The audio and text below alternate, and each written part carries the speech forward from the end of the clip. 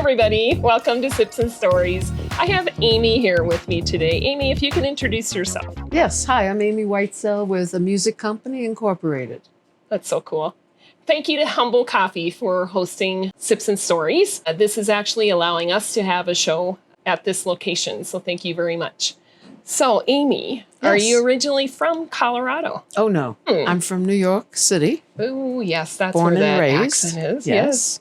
And then Miami, then Colorado. So I've been here since 81. So I've really lived here the longest out of any place, but that accent doesn't go away. Well, and I'm from Minnesota, so You understand. totally know that too. And when I'm tired, it comes out even more. And certain words, water, Yes, daughter. Yeah. How long were you in New York? Lived in New York till I was moving into high school. High school. Ah. My brother was going to go to middle school. My sister just graduated from high school. And like I said, I was going into high school. Oh, wow. That must have been a kind of a difficult shift. It was a little traumatizing because it was in the middle of the summer. Oh. So, you're in school and then you're out of school and you go back to school, and Amy never came back to school. Oh, wow. So unless you knew we moved, you didn't know what happened to us. Yeah, I suppose. I guess I never even thought about that because I always think that in the summertime when the parents take the kids from, whatever school they're in, and then they bring them into a new one to learn, their new path.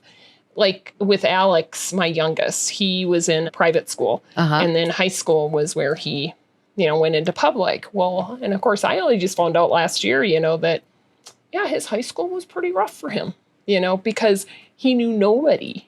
Well, that's how it was for me. I mean, going into a high school, you've raised all your life in one place and you have friends, and then nobody. Yeah. So it was a little different. Wow. I can't really say that I made many lasting relationships in high school. And that's because everyone was new. Yeah.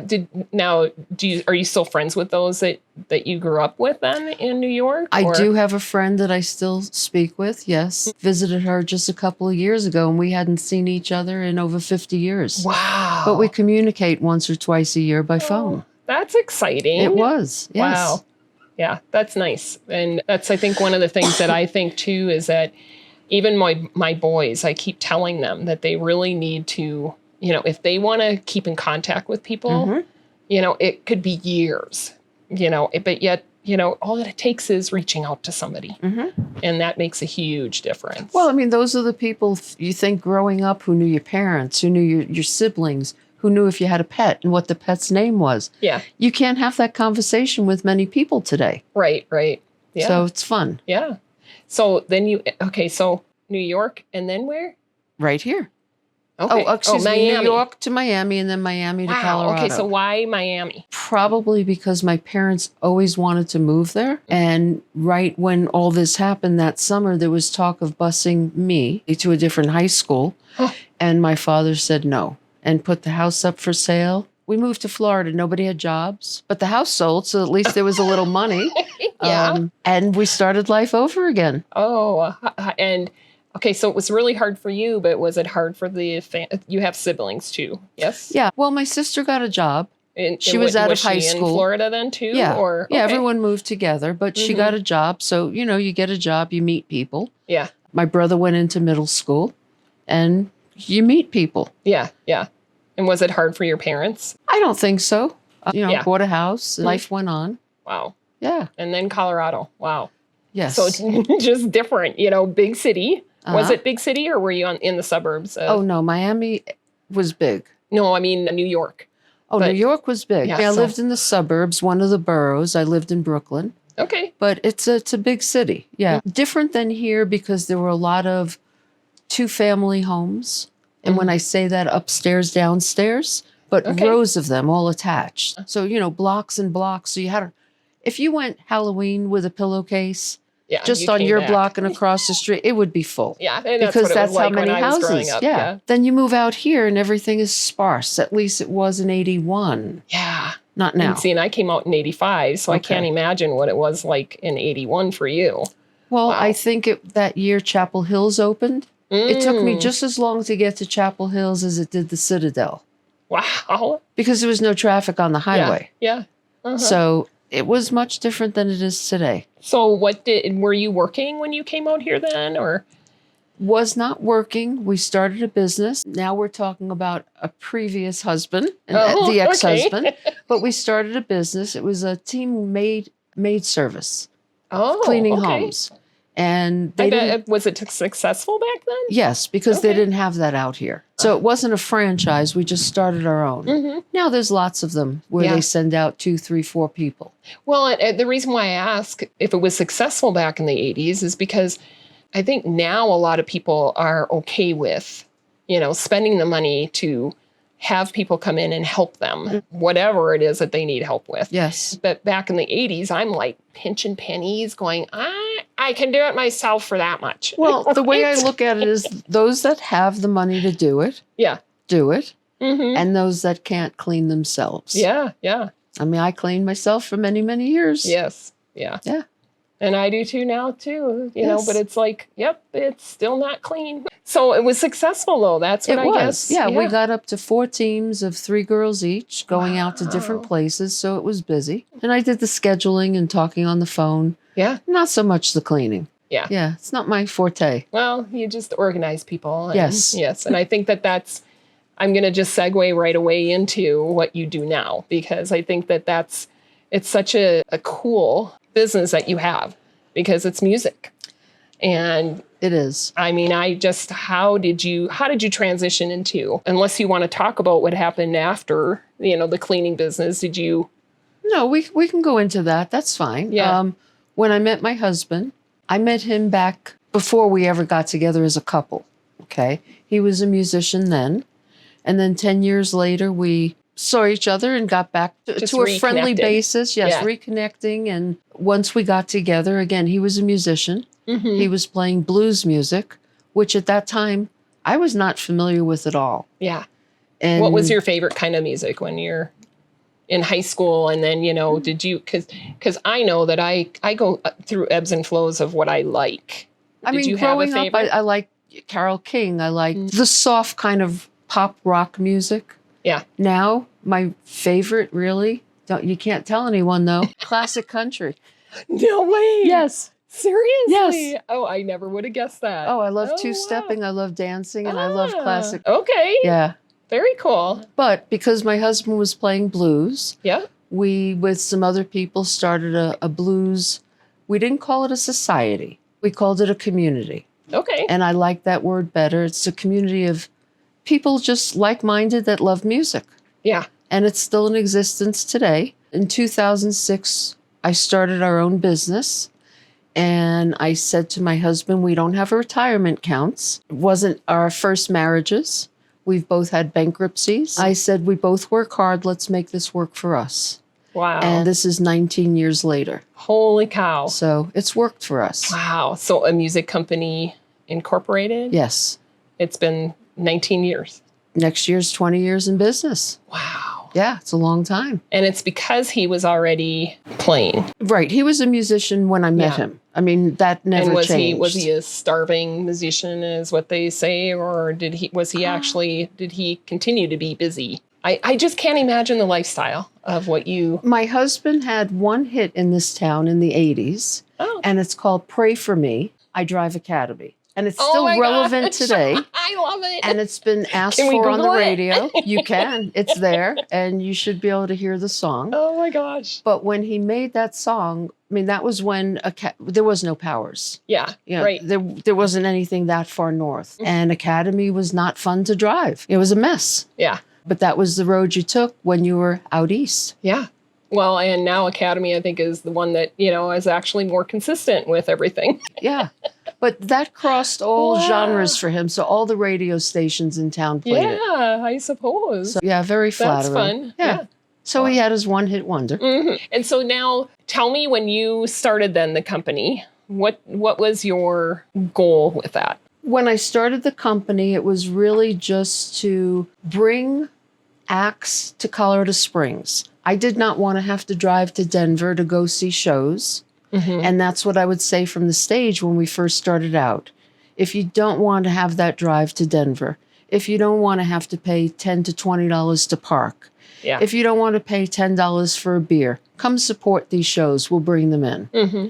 So where did you first start?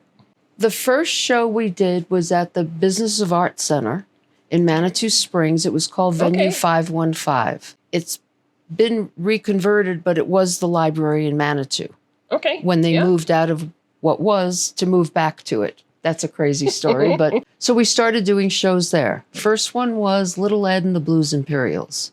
And Little Ed is not only just around still, but he's on the cover of this magazine. Wow. Is that, oh, wow. Right. So this is a national publication that comes out every year, sponsored by the Blues Foundation. Every blues festival through the United States in order of date.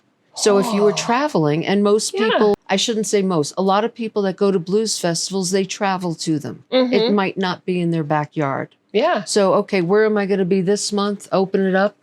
And where do you get a copy of that? Through me. Wow. Usually blues societies have them. Okay. But I get communities. Blues communities and blues societies. Yes, But so I have a listing down here that's highlighted. So if you were coming to Colorado, you would be able to see that. So, oh, how fun. Yeah, so that's cool. So that was the first show. And now I'm going to interrupt you because I know that a lot of magazines do advertising. Is that something that you do as well? Like offer that something like that for companies? This is not my magazine. Okay. So I have to advertise in it. Okay. Last year I did have an ad. This year I just have the highlighted listing. Okay. I had the highlighted listing last year as well. Prices this year for everything in the festival are skyrocketing. And I've had to cut back where I think it's the best place to cut back. Yeah. But going forward, the first show we ever had at the Cristola Roadhouse, which is where the majority of them were, was Johnny Winter. Oh, wow. Now, if you're familiar with blues, he and his brother, two albinos, we had a friend come in who looked really tough. He had his trench coat on, his cowboy hat. We had chairs filling the whole place, and we told people, you have to sit. Johnny sits. For everyone to see and be fair, you have to sit. And if not, this man will escort you out. And he was just like the nicest guy you'd ever want to meet. You know, okay, I'm just giving you some ideas of how you need to act. Right. You have advance warning. And everyone sat, and the show was great. It was just very, very loud. Yeah. And I could not believe, I mean, there was people sitting from here to where you are listening to him play without earplugs. I'm sure they don't have any hearing now. It just spiraled after that. Wow. I mean, there was times we were doing 2 shows a week, a Friday show and a Saturday. Then I was musical partners with KRCC, so we were doing shows. What's KRCC? KRCC was our NPR station, public radio. They're now CPR, Colorado Public Radio. Oh, okay. And they're not so they are still... They're still in existence, yes. Okay. But they're not doing music like they used to. Their format changed. So I was musical partners with them for many years. Oh, we put on the gamut of shows all over Colorado College. Yeah. Blues Under the Bridge. Oh, wow. I mean, I was musical partners with them for that for many years. And then that festival ended. The Olympic Museum was going in. There were just many reasons not to continue it. Yeah. You know, more background, I'm a founding member of Meadowgrass Music Festival. Helped start that, yes. Booked the lineup for the first couple of years, ran the merch tent. So how do you find the lineup? I mean, that's seriously, you have been now almost 20 years, right? Obviously, over 20 years, people have had had the trust in what you put together. But how did you start that? Well, I went to festivals and I saw how other people did it. Oh, okay. And learned from that. And I volunteer whenever I can so I can get behind stage and see what people are doing, because there's always something to learn or learn what not to do. Yeah. I mean, it goes both ways. Yeah. Some things you'll see and, oh, I never thought about that. And others, well, I'll never do that. Right. So it just depends. But the lineup, I like variety. If you put me at a festival that there were 4 or 5 people with guitar, bass, drums, let's say keys. But the guitar player was the singer and the person, I couldn't sit through many acts like that. Yeah. So I like diversity, female, male, different instrumentation, just different everything, diversified Yeah. as best as I can. Okay. So, And that brings also new acts that haven't been here. right. So And how do you find them? Just, I mean, do you page through the magazine or do you actually? well, I know who I like. I know who I've seen. So again, I go to other festivals to get that Well, exposure you're to just other a acts. busy bee, aren't you? Like, Yes. are you always? I'm assuming that they play all year round, not just during the summer. Oh, well, you have to remember, it's only, cold here in the winter. Yeah. You go to Florida, it's not cold. Yeah. You go to Arizona, so yes, people play all year long. They go to Australia. They go Oh, overseas wow. to Europe. Yeah. So people play all over. There's 2 blues cruises every year. One leaves from I had no idea. Florida for a week going, in that direction. The other one leaves out of, I think it's San Diego. Okay. And it's a ship full of musicians morning till night. They're playing music and jamming. Wow. Okay. So why the blues? Because that's what my husband was playing. Really? Yes. Just that simple. Yes. And okay, I had a conversation with somebody, I don't know, a couple weeks ago. I had explained that with my family being as large as it is, 7 siblings, right? None of us had money when we were growing up to buy gifts for everybody. So we drew names. And my oldest sister drew my name one year and she gave me a little 45. Yes, I'm that old. A 45 of Barry Manilow. I write the songs. And of course, when she bought it for me, I'm like, I don't know who Barry Manilow is, and I'm not really sure if I like the song. So I played it. I kept playing it until I liked it. You obviously weren't like me, or were you? Did you learn to love the blues because of your husband? Yes. Or really? Yes. In fact, the first time I went to hear his band, before we were a couple and we were dating, and he asked me how I liked it, I can't say what I said now, but I said, if you don't want an honest answer, don't ask a question. Let's leave it at that. Okay? Yeah. And then it grew on me. Oh, yeah. Yeah. And that's what, I think anything I listen to of somebody like now my boys, when they're, so into something, it's just kind of like, okay, I'll keep bringing myself into that so that maybe, someday it will register. Oh yeah, I kind of do like that now. Yeah. I mean, there's really no music I don't like, but there's some that I could just listen to in very small fragments of time. Yeah. Yeah. It's not for me. It doesn't mean it's bad music. It's just not my kind of music. Yes. And I think that's the whole thing and I think that music to me too is very mood swinging, I guess. Sometimes when I'm sad, I want to listen to something that's sad so I could cry and just get it out. Or sometimes you'll listen and it makes you cry because you think of something that you can relate to. Yes, exactly. Yeah. So you're a dancer too? Me? Yeah. Or No. not anymore? I thought you said you like to dance. Oh, I like to dance. Oh, yeah. You That's don't a different do it question. professionally? No. Yes, I do. I like to dance. I love to two-step. Like I said, I love classic country. Then it's a matter of is there someone to dance with? Yeah. My husband's not a dancer. He's not a dancer. No. Yeah. Yeah. Well, when you and I first met, we had met at your home. Yes. And the room that you showed me with all the posters and I don't know if they were album covers. I can't remember, but posters and autographed pictures from different artists we've worked with over the years. It's so cool. If I could get a shot of it, I would love to have it just because I think it's just an awesome way of showing the history of what you've seen and what you've put together. Oh, and the shows we've done over the years are pretty amazing. We didn't always do blues. So I've done a oldies PBS kind of special show that you would see on PBS. Oh, okay. We had that, I don't even know how many years ago. We did it at what was the Hotel Elegante. That was awesome. That was awesome. I just got the husband who doesn't dance on the dance floor and said, you are dancing with me to this. Oh, that's awesome. Now, was that a whole day thing, an all day thing, or just? It was an evening show with, I can't tell you the acts right now, but there were probably 7 different acts on there. Oldies, because they went from here to Denver. Oh, yeah, yeah. And they did their PBS special. And I think that's what I miss the most. I think that since the pandemic, things have changed a lot with people getting out in the public. And the bands used to come here, and then that's what their plan was, to come here and then go to Denver and then wherever else they go after that, or come to Denver and then come down here. And I miss that, because I don't know if maybe I just don't have the right packages or social media pages or whatever that track that kind of thing. Well, that could be. Yeah. I mean, there's a lot of venues here now that are new, that have just opened or within the last couple of years. But Denver has an incredible amount of venues. Yeah. And I love when I do the festival and people, where do you park? Well, I want to say, when you go to Denver, where do you park? Right. I mean, anything that's open. most of the venues in Denver don't have a parking garage or, Right. a place to Yes. park, and you just have to go and find it. Yeah. I just tell people, be kind. It is a neighborhood where people live. So let's talk about the festival. Okay. So it's Blues on the Mesa. It's Blues on the Mesa. It's Saturday, September 27th. Gates will open at 10:30. Music starts at 11.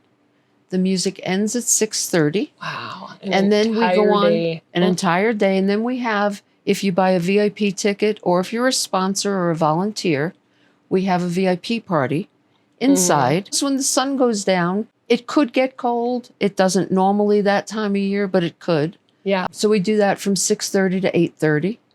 And that's a fun party. Yeah. And it's also an informal meet and greet with the artists. I was just going to ask if Yes. if it's also includes Yes. the artists. So the artists, there will be lots of adult beverages, many different restaurants. So lots of food, lots of drink. Yeah. Yeah. During the day, we have food trucks to take care of any kind of food allergy, because you cannot bring food or drink into the festival. Oh, okay. Right.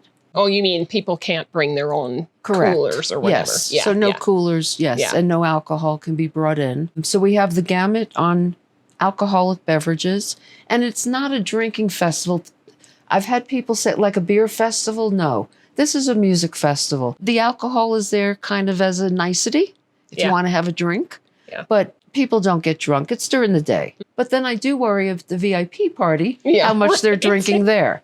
Well, also too, it's for families, right? Yes, it's very family friendly. Children 16 and under are free. Oh, I truly believe. wow. What made you think 16 and under? Because usually tell it's you. like 10 and under. Well, and- because if you don't expose children to live music without having to tell them, sit down and be quiet, they'll never have an appreciation for it. Yeah. I raised my children packing picnics, going to the parks, listening to music. They both played music growing up, but never once did I say, sit down and listen. We're not in the Pikes Peak Center. We're in a park. Go play ball. Yeah. Go run around. It's okay. Yeah. But they still hear. So I want kids there for Right. that reason. Yeah. And I think that's when I was growing up, the church had the bazaar on 4th of I think in my little town, it wasn't 4th of July, but they always had a bazaar, and they always had the bands playing all day long. And it was just different bands that played. And it was just so much fun just to be down there, because they blocked off the streets. And, we didn't have to worry about, whether we were crossing a street in front of a car, because we didn't, because they didn't allow people like that. But tell people where. So the festival takes place at Gold Hill Mesa, which is a housing development. It's between 8th and 21st Street on the south side of Highway 24, behind the smokestack. So the smokestack, if you've lived here, you'll know it. That will be their business area. Okay. And then the neighborhood there's a building in there. I call it the community center. And behind it is almost like a natural amphitheater. Oh, okay. So it's a And beautiful I thought setting. I'd been there, but now I'm like, what? I don't remember. It's on the grass. I've had people say to me, we come to your festival because you have inside bathrooms. Okay, yay, we've That got is inside important. bathrooms. Yes. And for some, that is important. yeah. We also have portalets for those that it's not important. Right. But like I said, we have food trucks, we have adult beverages, we have sponsor booths, we have a small health fair this year. Oh, what's that about? Artisans. Well, the health fair, I have to pull out my cheat sheet because I don't know it all by heart. Okay. So this year, I know we have Native Roots as a sponsor. And for those that imbibe from them, that's great. Yeah, And yeah. if you don't, it's okay. We're not doing anything illegal that we can't be. We have, let me look, we have United Healthcare. We have Kaiser Permanente. So they'll be there for They'll have a answering booth. questions or not like taking patients though, right? No. They're not taking patients, but for the most part, they're looking probably to expose their Medicare plans. Oh, Because okay, a lot yeah. of people that like blues, it's a little bit of an older crowd. We are on TikTok this year, though, because we're trying to get Ooh, these youngsters TikTok. in. I'm trying. Yeah, well, it Wait, takes. I don't even know if I have an account yet, so I guess I'm not trying yet. It takes different platforms to attract different people. Yeah, it does, really. And not everyone's on Facebook. Yeah. Well, Facebook is for the older. Yes. And then we have Caption Call, and that was interesting. I met them at a senior health fair. So they have phones that they can give to people free, and they'll come and install them so that there'll be captions on the phone so you can read what's being said. Yes. And not just be able to listen. And it's free. Yeah. If you qualify. Yeah. So I thought that was really cool. Mm-hmm. So they'll be there. But we have tons of sponsor booths this year. Do you want me to go over some of them for you? Sure. Okay. We'll have Colorado Blues Society. So they're a blues society throughout throughout Colorado, excuse me. Wayfarer Vans. They are a company who take vans and refurbish them to a camper. So he brings his van out so you can go in and look at it. Yeah. And I think last year he told me at 2:00 he stopped counting because he couldn't keep up with how many people were coming through his van. Wow. So we love the audience. Mm-hmm. Uberger Subaru will be there. They're a great supporter. They'll have a car there for us. Huh. Again, you could check it out. You can go in it. Like I said, Native Roots. Mm-hmm. Rooted Gypsy. So Lorene is a realtor. Mm-hmm. This is her third year sponsoring the Gold Hill Mesa residents who get in for a very significant discount. That's so neat. Yes. I love it when people can do that. One of So- these days. Yeah. So I'm really glad she'll be there. And you said there will be some gluten-free. Oh, there'll be gluten-free, there'll be keto, there'll be sugar-free, there'll be Wow. dairy-free, there'll be... Okay, so We tell have me. to take care of all of them. And tell me how you, first of all, the lineup for the bands. Yes. I'd like to know, I'm asking you two different questions, Yeah. but how do you figure out the lineup? And then how do you get the vendors to participate? I mean, I'm assuming because you always have so many great returning people that help you. Yes. And that's kind of what I want to know is how you do that. So let me roll back the clock. I've been Yeah. doing this year, I think, is year 14 or 15, one of those for Gold Hill Mesa. Oh my gosh, it's been out there. I've that been long. doing their Okay. concert series. Mm, So we mhm. started that when I took it over. I think it was around for 2 or 3 years. So we Ah. started out one band, one food truck. Oh my gosh. Now I want And to look say, at it now. oh, it looks like a festival with no admission. Wow. The difference really, and that's why I say concerts and then I say festival. Mhm. So Blues on the Mesa ends the whole series, the whole summer at Gold Hill Mesa. Oh, okay. The difference is the concerts have one band and they're all local. The festival has 5 bands, 3 are national acts and 2 in regional. So they're not local from here. Wow. And how do you get the national? Well, I've been booking national acts since 2006. Just because you've gone around to different events across the country to Putting on events. I've booked national acts to Yeah, come. but how do you get the national? I'm like, Well, okay, I'm fanning out, right? Okay. Because it's like, what? I have no idea I know what it's like to put together a gala or a small little resort center or whatever, but I don't know what it's like to put together bands and then have popular bands from across the country come in. So all acts have booking agencies. Okay. The bigger acts will have a Mhm. booking agency. So you get in touch with them. And it takes a while to have them have trust in me when I first started Yeah. because they don't want to answer all questions from just anybody. So it took a while starting out, but booked all those acts and worked with a lot of different agencies. And that's how it happens. You just keep working with different agencies. I don't necessarily have to book people that I love.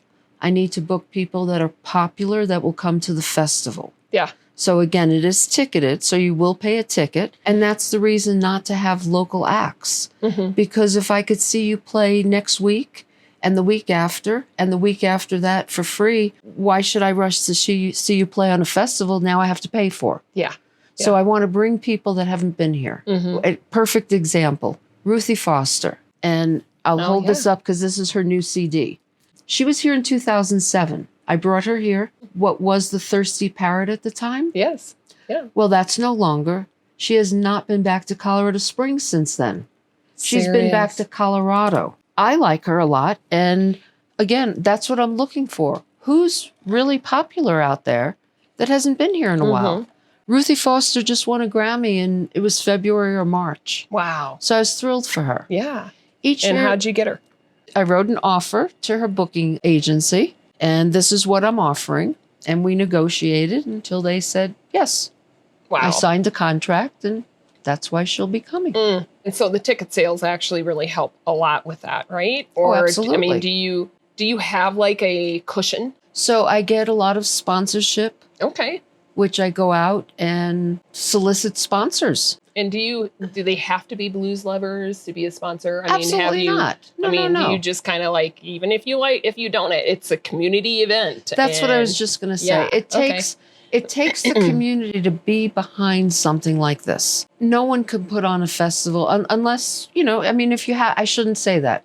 If you have the money yourself, of course you can put on anything you want. Yeah. But otherwise, you have to have the community support. And it's better that way because then you have more people spreading the word. Yeah. As you know, I have been going around to different groups, pretty much have 30 seconds to talk. So I've honed in my little speech. Yes. But it really doesn't matter what I spend on advertisement. There's still people that have never heard of this, and it's the 50th. So I'm just trying to get around and get out in front of business owners who might have a window to put a poster. Who might be able to take a flyer and send it to a friend, or who might be able to help with the silent auction. Oh, you have a silent auction We too. have a silent auction. So you haven't always had that? We've always had a silent auction. Holy moly. And we've always had a guitar that we have logoed and signed by all the artists. Oh, and how fun. that's a giveaway. Yeah. Wow. Is there a website that people can...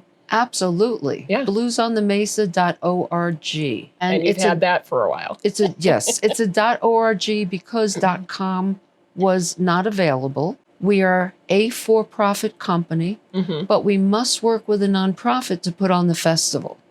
And the festival, the beneficiary this year is Children's Literacy Center, which I love. They also have a site at Gold Hill Mesa where they do tutoring. Okay. And this is the second year working with them. A fantastic organization to work with. And let's face it, for the most part, most people need to be able to read in order to play music. Yeah. There's the gifted ones that don't, but people need to be able to read. Well, and what I've heard in the past from people is that music is what has taught them how to read or helped them with the reading. Okay. Because of, knowing. I think that it's got to be something like with the rhythm of music, how you can tie words to...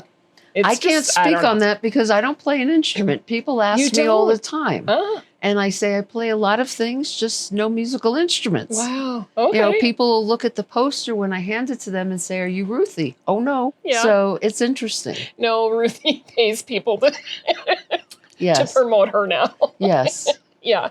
She's got her own team. Yeah, that's cool. So, okay, I really would like to know how somebody could fill your shoes. Well, that's really interesting that you're bringing that up because my business is for sale. Oh, wow. Okay. 20 years will, like I said, next year. Yeah. And I would be more than willing to work with someone for the next couple of years. It needs to be someone who enjoys music. You don't have to love it, but you have to enjoy it. But it really needs someone who loves putting together events and is not afraid to put their hand out and say, "I need." Yeah. Has it been hard for you at all to put your hand out? I've lived here again since 1981. I've been out in the business community and the nonprofit community in all these years. So I know a lot of people. Yeah. Let's say it that way. Well, and you're recognized by a lot of people. That too. Because of... and just walking around, putting up posters, meeting new business owners. I mean, our town has grown. Yeah. It's amazing. I've been in the last few weeks in parts of this town I've never been. been in businesses I had never heard of. Yeah. And I think it's wonderful. But we're a big town. We're not a little rural town anymore. Yeah. Yeah. So now, okay. And I think I interrupted you when you said you started with one band and one food truck. That was with Gold Hill Mesa. Yes. Yes. And now, as I said, it looks like a festival with no admission because we have at least 4 food trucks, plus others like ice cream, sherbet, popcorn, funnel cakes. And all those people that participate in there, they're paying vendors, right, to be in it? They donate a portion of their proceeds to the nonprofit. And this year, Gold Hill Mesa, for most of the concerts, it's Mount Carmel Service Center. Great organization. Yes. Yeah. So they help with checking people's ID for the alcohol. They'll help with security of the field out there. They're at the entrance. We have one entrance now, just to remind people no alcohol can come in. You can't have alcohol coming in when you have an alcohol license. For those that don't know it and jeopardize it to where you could never have alcohol again. Right. If the liquor board was to come out and visit you. Yeah. And so you have no idea when they're going to show up. Oh, absolutely. And it's just really important to follow the rules. Yeah. So we do the best we can, as I think most people do, because no one wants that to happen. Yeah. Including the liquor board. Right. Yeah. So as far as these festivals are concerned, do you have any that stand out of one of like your favorite in the last 19, 20 years, whatever? One that stands out. I still can't believe it's almost 20 years. It's just crazy. For me too. Yeah. Because when I started the business, I said to my husband at the time, I didn't want employees, and I hope it comes to a time where I can take this and go anywhere to do my work. Yeah. So I am now a snowbird. So I do take this and go down to Florida. And that's where I do my work. That's why I never see you during the And then I come back here, because everything comes to fruition and I need to be here. But all of my family's in Florida. Okay. We're talking my brother, my sister, my nieces, my nephews, my grandchildren, my daughter, my son-in-law. I don't have family here. Yeah. My husband does. I leave. He stays here. Oh. He's also a gigging musician, so he wants to stay. And we talk on the phone lots. Our marriage is fine. Yeah. It's other people that have a problem with this, not us. And we're both happy. Yeah. Well, and then what they do say is don't worry about what other people's opinions. Right. Or they're not, I can't remember the statement, but it's something, kind of funny because it's like, it really doesn't matter. Right. Yes. So we're good with it. And I get to spend time with my family, my grandkids. Yeah, that's neat. As you know, with having children, they grow up fast. Yeah. And I want to be a part of their life. Now, how long have you been snowboarding then? Snowbirding. Oh, snowbirding. I did mean that. Yes. Thank you. I did it before the pandemic for probably 4 or 5 years. Oh, okay. Yeah. And then will be coming next year will be my 3rd year. So I didn't do it the first few years after the pandemic. Yeah. Yeah. Well, great. And then you still keep doing it. And, That's how I'm tan. And you still like the humidity of... It's not as bad there at that time of year. No, the weather's much different. Right. Okay, it's not the summer. Yeah. Right. Summer is hot there. Like Yeah. I said, I've lived in Florida. I know. Yeah. Yep. It's hot. I love to ride my bike while I'm down there and swim. And That's cool. Yeah. Well, I wanted to thank Humble Coffee again for allowing us to have Sips and Stories at this location. Is there any questions from the audience today? Hi there. Hi. So I would like to know, with your love of classic country, did that come from exposure like Sandy was saying, or is there a particular artist that really won you over? Good question.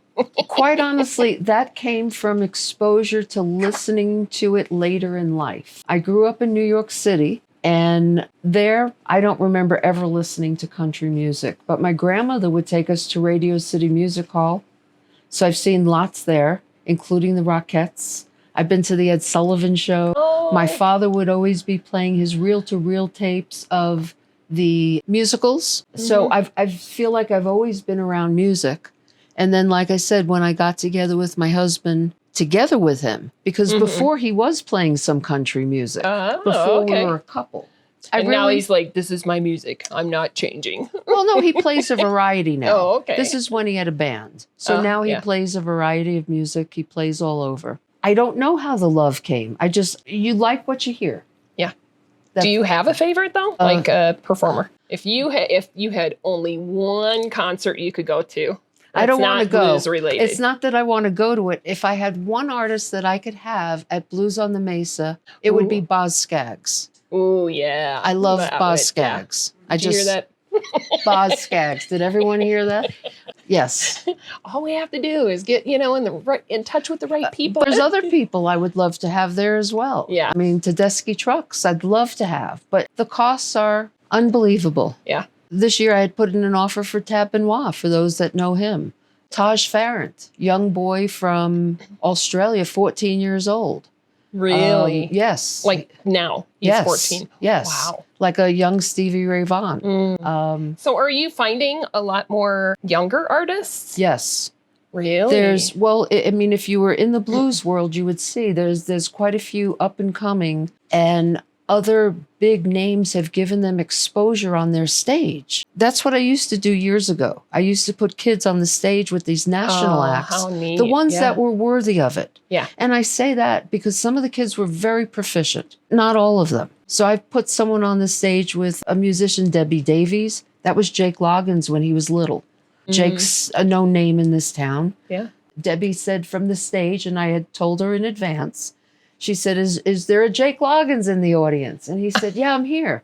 She says, would you want to come up and play with me? He said, I didn't bring my guitar. This gives me chills. She said, I don't have Really? enough for you to choose from. So he got up and picked one of her guitars and got up on stage and played with her. Had a couple of kids on the stage when we did a show at UCCS, like the Crossroads, because it was a country western band, and then there was a blues act. And the blues act was Sean Costello. And we did put a couple of children up there. I can't tell you who right now. But yeah, and that was with the Pikes Peak blues community. Yeah. Did a lot of things like that. Our next generation. We really, really tried to get kids involved. That was our main focus back then. Yeah. I really think that kids don't really participate in music as much. I mean, they have their cell phones and, all their do they even have what was it called? The iPod?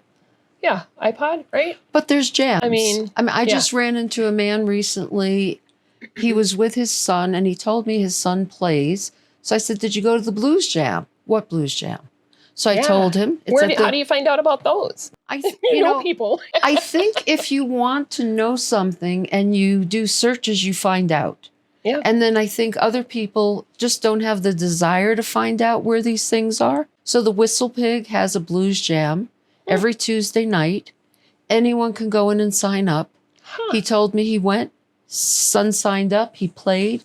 He was thrilled. Yeah. I can imagine. Yeah. Yeah. So there are these things around town for blues. There's other genres. Yeah. Jazz, I know they do something with kids. There's rock. So it's out there. You have to look. If you have the desire, you have to look. Well, and I know that there's the School of Rock in town. Yes, there is. That kind of surprised me. When I saw some kids up on stage down at Bancroft Park. Mhm. I don't know when it was last summer, and I'm like, oh, they keep saying School of Rock, School of Rock. Well, I thought it was just the title of School of Rock. Mhm. I didn't know it was an academy or whatever you call it, where kids can actually go to learn about But it's music. not just kids. So it's pretty fascinating because what they do is they, most part, take kids that want to perform and put them with other kids in a group. And that's how they're learning. They're learning to play in a band. I mean, that's cool. Yeah. And they do outside performances a few times a year. I know that they were up at the Ford. The amphitheater. When they first, the wasn't even the grand opening. It was a pre-grand opening. Yeah. And they had the School of Rock up there performing for everyone. I mean, That's neat. it's a great thing. Yeah. So kids learn early. Yeah. It's not as easy to be in a band as people think. And I only know this from watching. You might not jive with the person next to you. Yeah. There's personalities with everything. Yeah. So it's just a nice concept. That's great. Is there anything else that you want to share? I know that you brought some other things too. We have posters about let me look at it, September 27th. September 27th. Tickets are on sale right now. General admission is $65. VIP is $130. They will go up day of show if there's any VIP left at that point. Tickets at bluesonthemesa.org. And if there's any questions, there's a phone number. That's me. You'll get me on the phone. Is there a limit to the amount of tickets that you can sell? Do you have any? Where this takes place, there really is room for several thousand people. And I know this from my years working at the site. So no, there will be tickets day of. Well, and We people will come not in and sell they out. come out, right? I mean, No. do you know? So when people No. get in, they just stay for the day? Yeah, it's 5 acts. If you're paying for a ticket, Yeah. why would you leave? Well, just And to where are come you back going? later because I got to take a nap. Bring a chair or a blanket, nap in your chair. Okay. Can people put tents up, or is it? We is do that have not? a certain place. We have a place for tents, but once it's full, it's full. Yeah, yeah.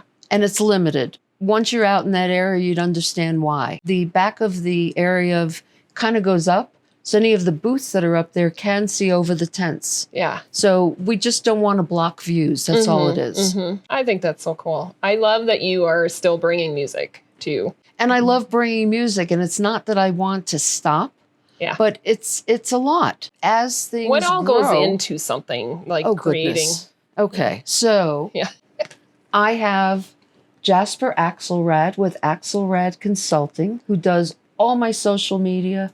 She does all of my graphics. Thank you. I had to get that in. Yes. We have another gentleman, John Stoser, who helps with a lot of putting the videos and things together because we have a lot of advertisement this year and everyone's asking for something different. Yeah. I Isn't want that crazy? pictures of the crowd. I want pictures of the kids. I want picture of the vendor booth. So we've got a lot of everything. I have great photographers who come out. It takes a lot. Why?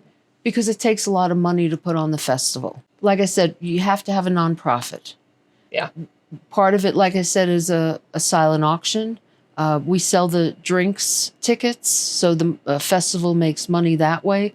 Most of it goes back to the nonprofit. Hanging posters. It's me. I don't have a poster team to put. So I go around. And I did mean to ask you that earlier.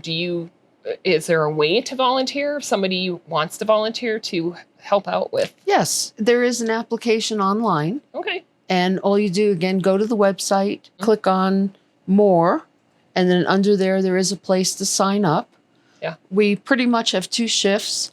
For the most part, the morning shift is full because they're blues people that want to help with the festival, but want to see the national acts. Yeah. So the first 2 acts are regional. The first act is Grant Sabin. He'll play solo.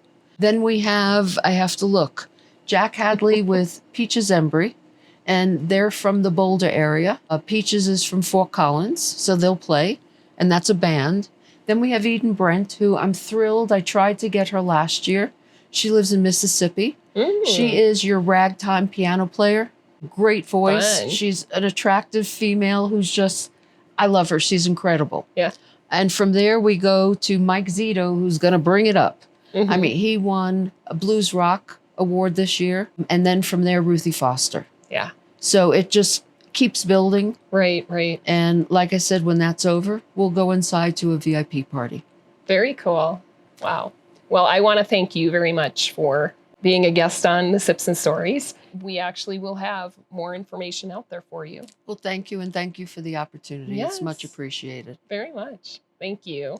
We'll see you on the next story.